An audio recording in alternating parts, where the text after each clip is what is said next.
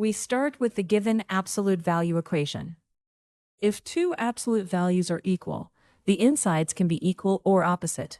A common mistake is solving only the equal case. For the first case, set the expressions inside the absolute values equal. Add 5 to both sides to remove the constant term. Subtract 3x from both sides. Divide by -1, giving the first possible solution.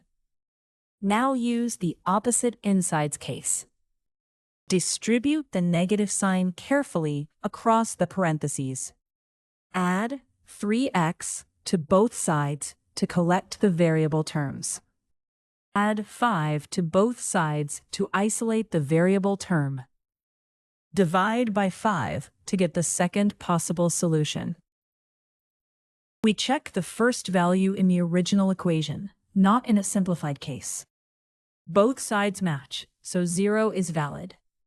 Now check the second value in the original equation. Both sides match again, so 2 is valid. Absolute value expressions are defined for every real input, so there are no domain restrictions. The solution set is 0 and 2.